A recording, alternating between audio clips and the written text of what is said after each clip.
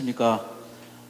오늘 저희가 그 KU 환경 토크 콘서트 행사를 준비를 했는데요.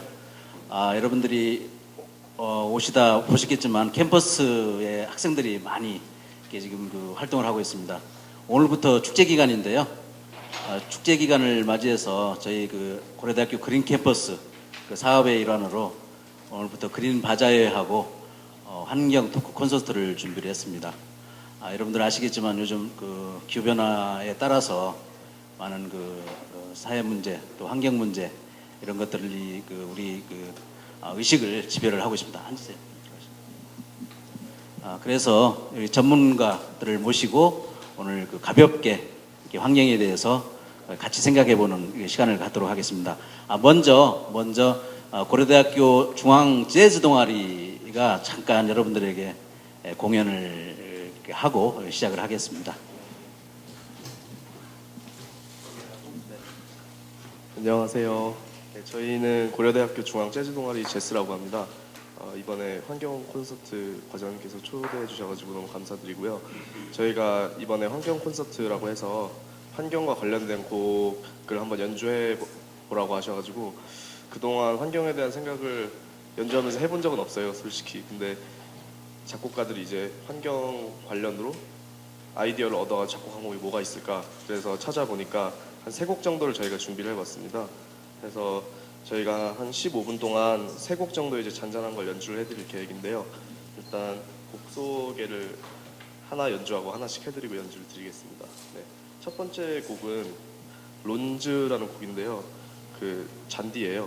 론에 근데 사전을 찾아보니까 론에 복수형을 안 쓰더라고요. 그래서 더 자세히 찾아보니까 작곡가가 웨일즈 서남부 지역에 초원이 있는데 그걸 바라보면서 이제 영감을 얻어서 작곡한 곡이라고 합니다. 일단 론즈 연주해 드리겠습니다.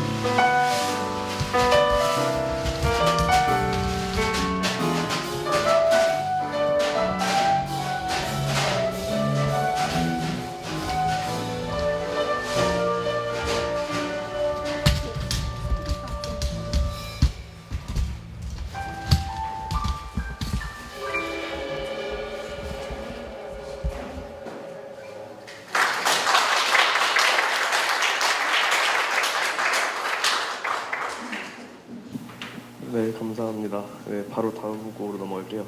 다음 곡은 스카이라크란 곡인데요. 그 단어를 찾아보니까 종달새라는 뜻입니다. 기본적으로 이제 재즈 곡들이 그 20, 30년대에서 한 4, 50년대 정도의 영화 음악을 이제 편곡하는 형태로 이제 진행이 되는데요. 이 곡 같은 경우도 다 노래 가사가 있어요. 이제 뭐 비련의 여주인공이 뭐 사랑에 실패를 하고 뭐 노래를 부른다든가 다 그런 식인데요.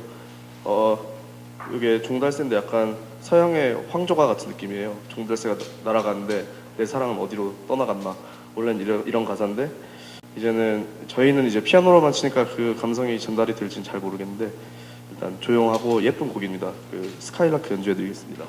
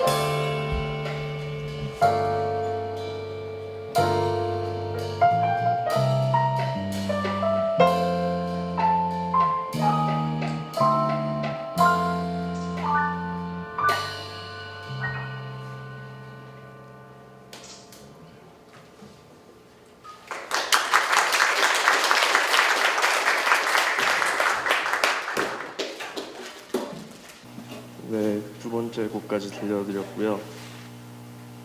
네, 마지막 곡은 다들 보사노바 아시죠? 네, 안토니오 카를로스 조빔이라는 브라질 작곡가가 브라질의 보사노바 음악을 세계적으로 유명하게 만들 수 있도록 한 되게 유명한 곡인데요. 이제 브라질 해변가에서 파도 치는 걸 보면서 아마 뭐 해먹에 누워가지고 작곡을 한 것 같아요. 멜로디가 굉장히 예쁘고요. 제가 바다에서 휴양지에 온 것 같은 그런 느낌을 받을 수 있는 곡입니다. 네, 다음 곡 바로 들려드리겠습니다.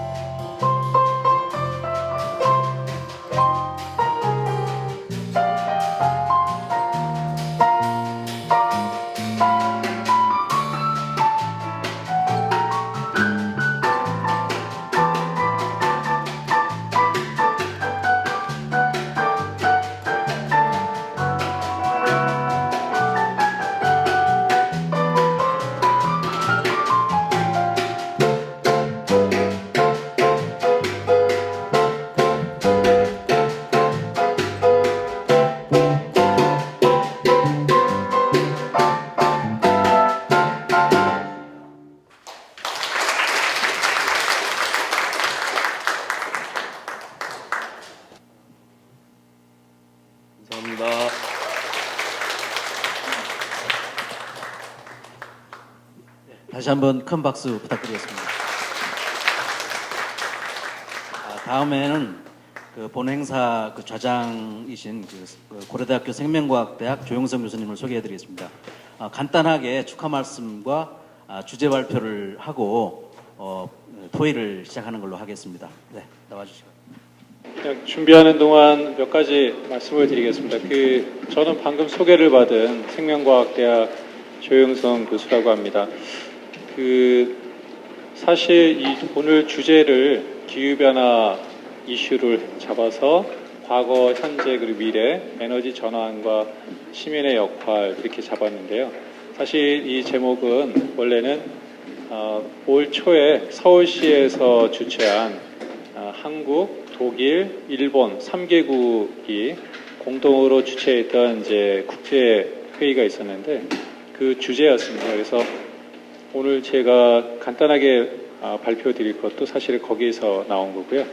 그리고 사실은 이 자리에 제가 축하 말씀 드리기보다는 저희 학교를 좀 행사 대표하시는 처장님이 오셔서 말씀을 드리면 좋은데 아마 다른 공무가 있으신 것 같고요. 오늘부터 학교에 축제 기간입니다. 그래서 아까 오시면서 보셔서 아시겠지만 우리 학생들이 굉장히 다양한 행사를 하고 있고요. 그래서 오늘 저녁도 있고 이번 한 주가 계속 축제 기간입니다. 그래서 고려대학교에 오신 많은 분들 축하하면서 환영합니다. 네. 그러면은 오늘 이거 여담이긴 한데요. 고려대학교에 오신 분들이 많습니다. 아까 보니까 국제관에는 오늘 전 국무장관, 미국 국무장관 오셨고요. 오늘 아침에는 또 보니까 반기문 사무총장의 특별 자문해주는 콜롬비아 대학의 제프리 sak스 교수가 와서 기후변화와 관련된 기후 재원에 대한 얘기도 하고 이제 그랬었습니다.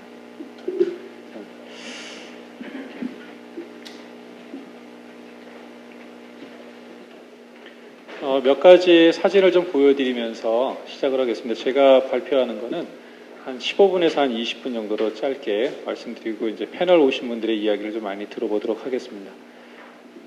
불편한 진실 다 알고 계신 것처럼 책도 나왔고 다큐멘터리로도 나왔고요. 그 다음에 미국에서는 부통령을 지냈지만 환경의 대통령이라고 불리는 이제 엘고 부통령께서 이제 만든 다큐멘터리죠. 근데 사실은 이거 외에도 저희가 한 10년 됐습니다. 제가 보니까 이 영화가 언제 나왔나 보니까 2004년에 나왔더라고요.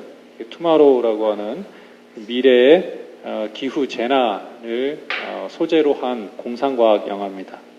근데 사실 여기 보면은 토네이도라든가 이런 태풍들이 많이 불고 있고 자유의 여신상이 눈에 덮여 있고 한데요. 사실 이제 저희가 지금 고민한 기후변화 이슈도 당장의 문제는 아니지만 앞으로 50년 뒤에 그 다음에 우리의 미래 다음 세대들이 고민해야 될 거를 우리가 지금부터 좀 준비해 가자라는 의미로 생각해 볼 수가 있습니다. 1947년부터 시작해서 2001년까지 그러니까 대략 한 50년 넘게 남극의 빙하가 어떻게 변화되어 있는가를 찍은 겁니다. 그래서 여기 보시면은 1947년에 빙하가 여기까지 있다가 계속 들어가는 걸 아실 수가 있죠.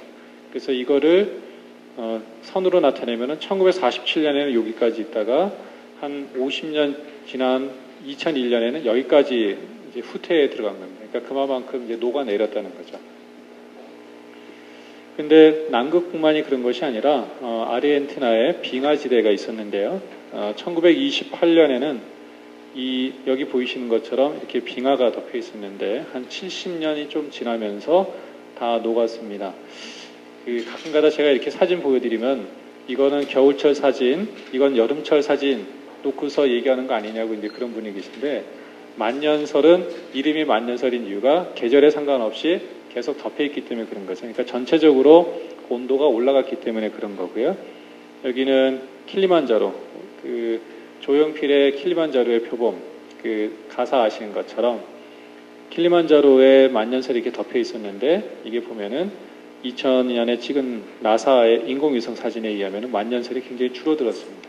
근데 사실 그 만년설은 여러 가지 역할을 하고 있는데요. 예를 들면은 만년설도 조금씩 눈이 덮여 있다가 녹기도 합니다. 그래서 여름철이 되면은 만년설이 녹아서 물을 공급해 주기도 하거든요. 근데 만약에 여기가 다 녹았다 그러면은 비가 오지 않는 이상은 저쪽 지역에서는 물을 공급받을 수 있는 공급원이 없게 됩니다. 그러니까 수자원이라는 문제가 굉장히 심각해지는 거죠. 잘 아시는 것처럼 이건 투발루입니다. 그래서 투발루 공화국은 기본적으로 50년 후에는 해수면 상승으로 인해서 전 국토가 덮일 것이다 라고 이제 얘기를 하고 있는 겁니다. 그런데 여기까지 얘기하면은 우리나라는 별 문제 없지 않을까라고 생각하실 수 있는데, 여기 보시면은 1957년에 요 철교 보이시죠? 이게 제1한강교입니다. 그러니까 용산에서 노량진으로 넘어오는 다리지 않습니까? 우리나라 제1한강교라고 불리기도 했던 요 한강다리 밑에 소달구지가 해서 1957년에는 얼음을 캤습니다. 그래서 지명도 보면은 동부이천동, 서부이천동, 서빙고, 동빙고라고 이렇게 돼 있지 않습니까? 빙고라는 게 여름철에 얼음을 쓰기 위해서 한강에서 이렇게 한 거거든요. 근데 2004년에 얼음이 얼긴 얼지만 거의 조금밖에 얼지 않는 걸 알 수가 있습니다. 그래서 이 사진도 보여드리면 어떤 분은 제게 이때는 이 물을 갖다 먹을 수 있을 만큼 맑은 물이었고 지금은 한강물 먹을 수 없는 오염된 물이니까 안 오는 거 아닙니까? 라고 하는데요. 물론 한강이 오염되긴 했지만 여기 보시는 것처럼 이만큼 얼던 것이 이렇게 제대로 얼지 않는 것은 물이 오염됐다는 이유보다는 그만큼 우리나라도 겨울철에 기온이 상승했다라는 것을 이야기하는 것이죠. 그래서 제가 이제 오늘 말씀드리고 싶은 거는 크게 한 4가지 주제로 우리가 한번 생각을 해보고 싶습니다. 에너지라는 것이 굉장히 중요한데요. 그러한 에너지라고 하는 것을 우리가 얼만큼 필요로 할까라는 것이 굉장히 중요한 겁니다. 그리고 어떤 에너지를 사용할 것인가 하는 문제도 중요합니다. 근데 제가 여기서 빨간색으로 사용이라 데다가 하이라이트를 준 이유는 공급이라고 하는 대신에 사용이라고 한 겁니다. 다시 말하면 우리는 에너지, 다시 말하면 이 전기 쓰고 있는데 전기가 석탄 발전소에서 온 건지 신재생 에너지를 이용한 전기가 생성된 건지 아니면 원자력에서 나온 건지 저희는 전혀 신경을 안 씁니다. 알지도 못하고 그냥 전기가 들어왔다 나갔다 하는 것만 신경을 쓰는데 앞으로는 우리가 쓰는 에너지가 어디에서부터 오는지에 대해서도 관심을 가지면 좋겠다라는 것이고, 또 하나 중요한 것은 돈의 문제입니다. 저희가 이따가도 얘기했지만 전기요금이 굉장히 싸거든요. 그러다 보니까 전기에 대한 소중함이라든가 이런 부분이 저희가 소홀히 하게 되는데 그런 부분. 그래서 앞으로의 미래의 에너지 정책은 어떻게 되는 것이 좋을까에 대해서 얘기해 보고자 합니다. 얼마만큼 우리가 에너지를 필요로 할까? 국가가 세운 기본 계획이라는 게 있습니다. 공식적으로는 여기 보시면 국가에너지 기본계획이라는 것인데요. 제2차 에너지 국가에너지 기본계획인데 여기에 따르면은 2035년까지 우리가 필요로 하는 에너지에 대한 전망을 해놨습니다. 여기 보시면은 2가지 에너지 종류가 있는데 그냥 보시면은 첫 번째 거도 증가, 두 번째 거도 증가하는 걸 알 수가 있습니다. 우리 국민 한 사람이 사용하는 에너지 사용량은 2011년에 한 5.54톤 정도 되는데 이것이 2035년이 되면은 한 7톤을 좀 넘었을 것이다 라고 얘기를 했습니다. 근데 여기서 우리가 생각을 해봐야 되는 것은 우리가 과연 에너지를 정말 적절하게 또는 적정하게 사용하고 있는지를 좀 봐야 되지 않을까 하는 부분입니다. 혹시 우리가 에너지를 너무나 과소비하고 있는 건 아닐까, 또는 비효율적으로 사용하고 있는 것은 아닐까, 또 우리가 처해 있는 에너지는 얼마만큼 우리가 스스로 공급할 수 있는가에 대해서도 생각을 해볼 필요가 있는 거죠. 아까 말씀드린 것처럼 일본, 독일, 한국이 3개국이 서로 모여서 고민을 하면서 비교를 해봤는데 1980년입니다. 지금부터 한 30년 좀 더 지났죠. 맨 왼쪽에 파란색이 우리나라의 1인당 에너지 사용량을 나타내고 그 당시에 빨간색이 일본, 오른쪽에 있는 것이 독일입니다. 우리나라는 일본에 비해서 30년 전에는 에너지 사용량이 반도 안 됐었죠. 독일하고 비교하면은 거의 한 20% 정도 수준밖에 안 됩니다. 근데 그러던 것이 10년이 지난 1990년에 우리나라 에너지 사용량 이만큼 증가했습니다. 거의 2배 증가했죠. 일본이나 독일을 비교해보면 굉장히 많이 증가했는데 1990년에서 2000년, 2010년 보시면 2010년에 보면은 맨 왼쪽에 있는 파란색 막대기 우리나라의 1인당 에너지 사용량이 일본을 넘어섰고 독일을 넘어섰습니다. 지속적으로 보시면 파란색 막대기는 계속 증가하고 있습니다. 2035년, 2040년 앞으로 어떻게 될 것인가 이 부분을 생각해 보면은 파란색 막대기가 과연 정말 이렇게 갈지 알 수가 없는 거거든요. 전기 사용량이 굉장히 중요합니다. 왜냐하면 미래 이제 전기 자동차라든가 이런 부분이 얘기가 되기 때문에 전기는 얼마만큼 우리가 사용하고 있을까? 한 사람이 사용하는 전기 사용량을 비교를 해보면은 우리나라가 이겁니다. 지속적으로 증가하는 걸 알 수가 있죠. 일본은 제일 위에 있다가 떨어졌습니다. 독일은 여기에 있고요. 그래서 여기가 교차하는 점이 한 2005년과 2006년 사이에 그러니까 지금부터 한 10년 전서부터 우리나라의 1인당 전기 사용량은 일본과 독일을 앞서 나가기 시작했습니다.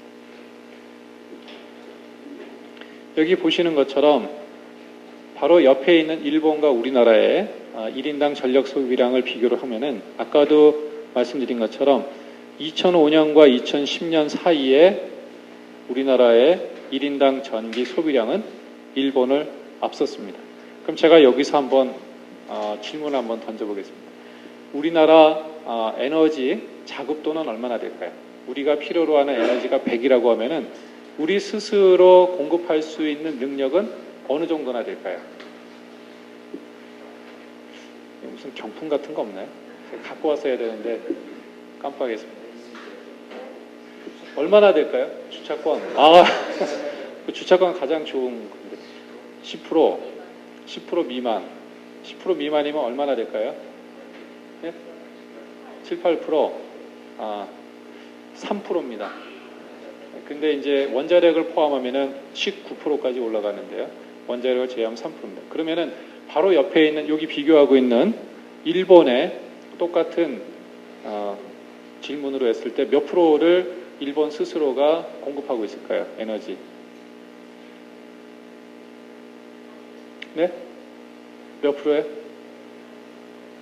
45%? 40%? 정확히 0을 떼면 됩니다. 네, 4%입니다. 원자력을 포함하면 20%. 제가 왜 여기서 일본과 한국의 우리나라의 에너지 자급도를 말씀드렸냐면은 기본적으로 보시면은 일본은 1990년부터 2011년까지 전기 사용량이 그렇게 변함이 별로 없습니다. 근데 우리는 증가했죠. 아까 제가 얘기 드렸습니다. 앞으로 우리가 미래에 얼마만큼의 에너지가 필요할까? 얼마만큼의 전기가 필요할까라고 할 때 국가에서 세운 국가에너지 기본계획에 의하면 2035년까지 우리가 필요한 에너지를 이따 데이터를 보여드리겠지만 굉장히 많이 필요하다고 생각을 합니다. 그런데 옆에 있는 일본이나 우리는 에너지 빈국입니다. 에너지가 너무나 부족한 국가인데 일본에 비해서 우리는 너무나 에너지를 쉽게 얘기하면 비효율적으로 다른 말로 하면 너무나 값싸게 사용하고 있는 걸 알 수가 있습니다. 그래서 우리가 좀 생각을 해봐야 될 게 있죠. 우리가 얼만큼의 에너지가 필요하냐고 생각하기 전에 과연 우리가 에너지를 적절하게 효율적으로 아껴서 쓰고 있는지에 대해서 생각을 해봐야 됩니다. 에너지 자급률 아까 말씀드린 것처럼 두 가지 기준으로 할 수가 있는데 하나는 원자력이라고 하는 것을 뺄 때와 집어넣을 때에 따라서 다른데요. 왼쪽에 있는 것은 원자력을 제외했을 때의 자급률, 오른쪽은 원자력을 넣었을 때의 자급률입니다. 2012년 기준으로 했을 때 우리나라는 아까 말씀드린 것처럼 원자력을 빼면 3%, 원자력을 넣으면 19%, 일본은 원자력 빼면 4%, 넣으면 20%, 독일은 원자력 빼고 29% 넣으면 40% 이렇게 되어 있습니다. 여기 보시는 것처럼 2000년부터 2010년까지 X축은 쉽게 말하면 1인당 국민소득입니다. 국민소득이 5,000불에서부터 4만 불까지 되어 있고요. Y축은 1인당 전기 사용량입니다. 그래서 2000년에 우리나라 여기 있었습니다. 10년이 지나고 여기 빨간 선을 따라서 여기까지 올라갔습니다. 다시 말하면은 2000년에 비해서 2010년 동안 1인당 소득도 증가했고 그거에 따라서 1인당 전기 사용량도 증가했습니다. 그런데 똑같은 2000년에 독일은 여기 있었습니다. 2010년에 여기서 여기로 갔죠. 다시 말하면은 소득은 많이 증가했지만 그거에 비해서 1인당 전기 사용량은 조금밖에 안 증가했어요. 그런데 일본, 우리하고 같이 에너지 빈국, 대표적인 에너지가 없는 국가인 일본은 2000년에 여기에 있었습니다. 우리가 여기 있었을 때 여기 있었거든요. 10년이 지난 다음에 비교를 했더니 여기서 소득만 증가했어요. 전기 사용량은 증가하지 않았어요. 왜 그럴까요? 이게 우리가 좀 생각을 해봐야 되는 그런 문제가 되고요. 이 옆에 있는 이것은 뭐냐면 우리가 1000불짜리 어떤 물건을 만들 때 얼마만큼의 에너지를 사용하는가를 나타내는 겁니다. 그래서 한국, 일본, 독일 3개국의 에너지 사용량을 에너지 효율성이라고 표현할 수 있죠. 에너지 효율성을 비교를 해보면은 파란색은 2005년, 붉은색은 2012년에 보시면은 7년 동안 우리나라의 에너지 효율성은 좋아졌습니다. 낮아졌으니까. 그런데 여전히 일본이나 독일에 비해서 너무나 비교가 될 정도로 에너지 효율성이 안 좋다라는 걸 알 수가 있는 거죠. 아까도 말씀드린 것처럼 우리가 어떤 에너지를 공급받고 있는가도 중요하지만 앞으로는 우리가 어떤 에너지를 사용할 것인가라는 조금 더 인식을 바꿔서 생각해 볼 필요가 있다라는 생각이 들고요. 여기 보시는 것처럼 1968년부터 시작해서 2012년까지 우리나라를 대표하는 에너지가 어떤 게 있는지를 이제 그래프로 나타낸 건데 제일 밑에 있는 게 석탄입니다. 그 다음 위에 있는 게 석유. 그 다음에 여기서부터 1986년서부터 시작해서 쭉 늘어나는 게 천연가스예요.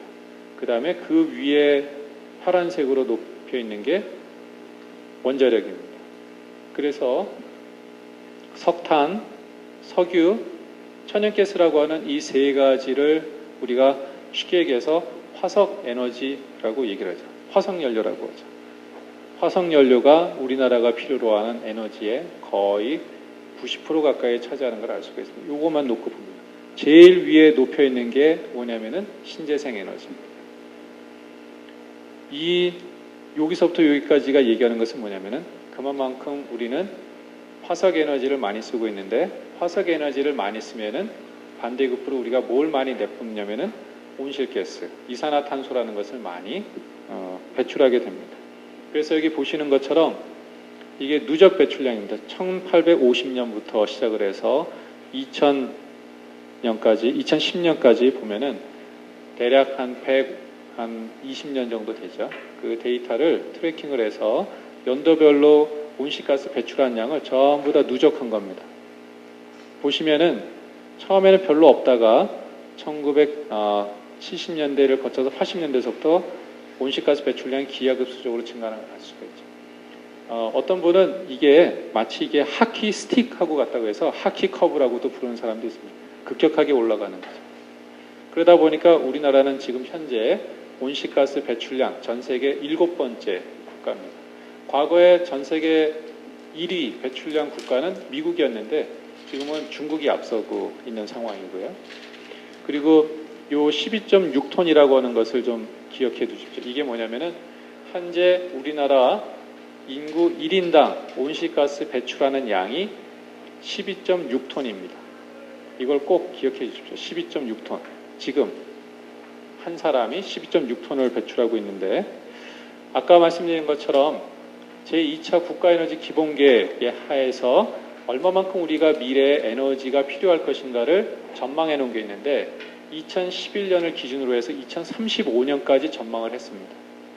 그래서 2035년 전망한 걸 보시면은 이거는 우리가 1차 에너지, 최종 에너지라고 하는데요. 그냥 편하게 보시면은 비율만 보시면 됩니다. 2011년에 석탄이 차지하는 비중이 30.3%였는데 2035년에는 29.7%. 약간 줄지만 3분의 1 정도 차지하고 석유는 38.1%에서 26.9% 약간 줄고요. LNG는 16.8%에서 19.4%. 아까 말씀드린 것처럼 석탄, 석유, LNG, 화석 에너지 사용량이 30, 30, 20 대충 80% 이상을 2035년에도 차지할 것이다 라는 얘기입니다. 그러면은 이것이 의미하는 것은 뭐냐? 온실가스 배출량은 계속 증가할 것이다 라는 얘기입니다. 2035년까지. 그런데 아까 제가 제프리 sak스라는 분을 잠깐 소개를 했는데 이분이 반기문 총장 그 특별 자문위원 하면서 지금 얘기하는 것이 뭐냐면 2050년까지 온실가스를 줄이자. 선진국 플러스 개도국 모두 다 줄이자. 지금 올해 11월에 파리에서 기후변화 해박 제21차 당사국총회가 열리는데 이게 마지막 기회다. 우리 모두가 동참하자. 그런데 여기 보이는 것처럼 IPCC라고 하는 기후변화 과학을 총괄하는 그 기관에서 2050년까지 최소한 산업혁명 기준으로 해서 2도씨만 올리는 거 한번 해보자라고 했는데 그렇게 하려면 어떻게 되냐면은 2050년에 전 세계 1인당 평균 이산화탄소 배출량이 1.6톤으로 줄여야 됩니다. 현재 우리 몇 톤이라고 그랬죠 아까? 12.6톤. 지금 12.6톤을 2050년에 1.6톤까지 줄여보자라고 얘기를 합니다. 40년 채 안 남은 이 기간 동안에. 과연 이게 가능하겠느냐라는 것 때문에 많은 사람들이 의문시하고 우리가 어떻게 이걸 할 수 있느냐. 그리고 후진국은 개도국은 선진국 먼저 하십시오. 그 다음에 선진국들은 개도국도 같이 줄입시다. 그러면 우리 줄일 테니까 돈을 주시오. 기술을 주시오. 이런 식으로 하면서 계속 협상이 그러니까 나아가지 못하고 있는 거죠. 이게 지금 우리가 가야 되는 그 방향입니다. 그래서 1990년에서 2005년에 보면은 1990년에 우리나라 온실가스 배출량이 약 300이 좀 안 됐는데 600까지 늘었습니다. 그래서 2020년에 우리나라가 저탄소 녹색 성장 기본법이라고 하는 것에 명시를 했을 때 배출량은 여기입니다. 그래서 좀 줄어드는 걸 하고 있는데 지금 여기서 요거 줄이는 것도 지금 굉장히 어려워서 산업계가 굉장히 힘들어하고 로비하고 좀 안 하면 안 될까 이렇게 하고 있거든요. 그런데 이게 아까 얘기한 1.6톤이 되려면 여기까지 가야 됩니다. 2050년에 여기서부터 급격하게 떨어져야 되는 거죠. 이걸 어떻게 우리가 갈 수 있을까? 못하는 거 아닌가? 괜히 무리하게 하는 거 아닌가? 이렇게 되지만 그건 우리가 생각을 해봐야 되는 거죠. 그래서 생각을 해봐야 될 게 과연 우리가 화석 에너지에서 벗어날 수 있을까? 지금까지 80%, 90% 차지하고 미래에도 어쩔 수 없이 80% 이상 사용할 것이다라고 정부가 예상하고 있는 화석 에너지를 과연 우리가 벗어날 수 있을까라고. 그래서 여기 보시는 것처럼 우리가 지금 이대로 가면은 여기서 시작해서 미래에는 계속 온실가스가 증가할 겁니다. 줄여야겠죠. 아까 우리나라를 치면 여기가 12.6톤에서 1.6톤까지 줄이는 거예요. 어떻게 줄일 수 있을까라고 하면 첫 번째 우리의 사고방식과 행동 이런 것들을 좀 바꿀 필요가 있습니다. 그리고 아까도 얘기 드린 것처럼 효율성이라고 하는 것을 증가시키면은 같은 에너지를 사용해도 우리가 효율성에 의해서 이산화탄소를 줄일 수가 있는 거죠. 또 신재생 에너지를 사용하면은 훨씬 더 화석 에너지를 대체해서 우리가 온실가스를 줄일 수가 있습니다. 그리고 쉬운 말로 이거는 뭐냐면 나무 심는 겁니다. 열대우림이라든가 원시림이라든가 이런 것들을 오절함으로 인해서 이산화탄소를 흡수할 수 있는 것을 계속 우리가 유지해 가는 거죠. 그래서 이러한 노력에 의해서 줄일 수 있다는 겁니다. 그런데 왜 우리가 이러한 앞에서 얘기한 것을 달성하기가 어려울까라고 사람들이 생각하냐면은 일단 가장 기본적인 자료를 보시면은 2012년 기준으로 해서 한국과 일본과 OECD 평균을 비교했을 때를 비교하시면 왜 우리가 이렇게 힘들어하는지를 알 수가 있는 겁니다. 이거는 산업용 전기요금을 나타내고 이거는 가정용 전기요금을 나타냅니다. 산업용 전기요금 우리나라 기준으로 했을 때 82.4인데 OECD 평균은 122.3입니다. OECD 평균보다 굉장히 낮죠. 근데 옆에 있는 일본은 194.3. 우리나라보다 2배 이상 높고 OECD보다도 높습니다. 가정용 전기요금 우리나라 93.1, OECD 평균 171, 우리나라 반 정도밖에 안 되죠. OECD 평균에. 옆에 있는 일본 276.8, 거의 3배 이상 높습니다. 자, 일본과 우리를 비교했을 때 일본이 우리보다 경제 성장이 더디다라고 얘기할 수가 없습니다. 우리보다 못 산다고 얘기할 수가 없는데도 불구하고 여기에 보면은 전기요금이 상당히 높습니다. 그렇게 전기요금이 차이가 나는 것은 기본적으로 어떠한 것을 우리가 시사하는지 알 수가 있습니다. 제가 말씀드리지 않아도. 우리가 여전히 아까 효율성을 얘기를 했는데 1990년서부터 2011년까지 보면은 여러 가지 효율성을 나타내는 지표들이 있는데 지표들이 전부 다 내려가는 걸 알 수가 있습니다. 그래서 보면은 이것만 놓고 보면은 우리 그래도 잘하고 있네 라는 생각이 드는 거거든요. 그런데 맨 밑에 있는 걸 보시면은 여기 IEA라는 거 뭐냐면은 국제 에너지 기구를 나타냅니다. 우리나라를 비롯해서 전 세계적으로 에너지가 부족한 국가들이 많이 있거든요. 그러한 국가들이 모여서 하나의 단체를 만드는 국제 에너지 기구가 있는데 2010년에 에너지를 얼마만큼 쓰고 있는가, 똑같이 1000불짜리 물건을 만드는데 에너지를 얼마만큼 쓰고 있는가를 했더니 IEA 국가들의 평균은 0.15, 근데 우리는 0.19, 더 많이 쓰고 있는 거죠.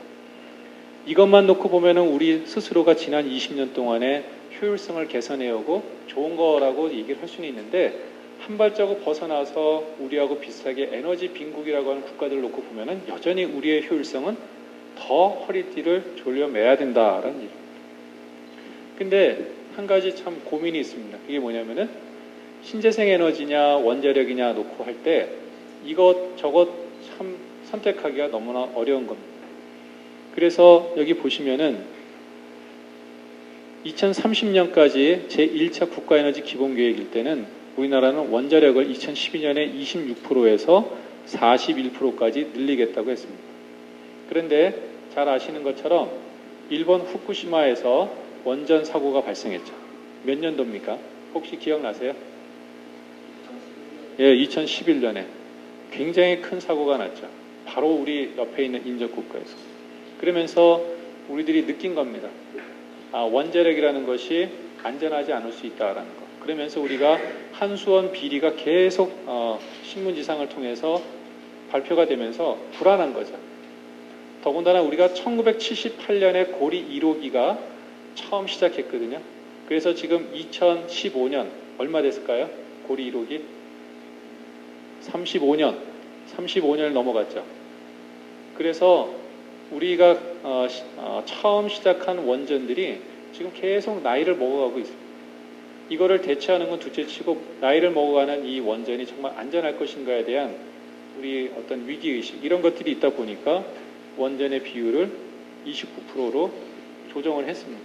근데 조정하고 나니까 석탄이나 LNG라든가 이런 것을 조절해야 되는데 신재생은 여기 보면 11%로 똑같이 못을 박았고 더 높이지는 않고 박았고 29% 41에서 높였으니까 여기가 줄여야 되는데 이 부분을 계속 결정을 못하고 차일피 미루는 겁니다.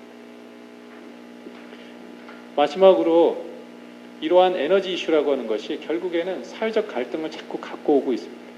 마치 폭탄 돌리기 하듯이 5년마다 정권이 바뀌면은 다음으로 넘기고 내가 있을 때는 괜찮으니까 또 넘기고 하다 보니까 자꾸 넘겨가거든요. 이게 자꾸 차오르기 시작해서 이제 여기 목끝까지 다 차오른 겁니다.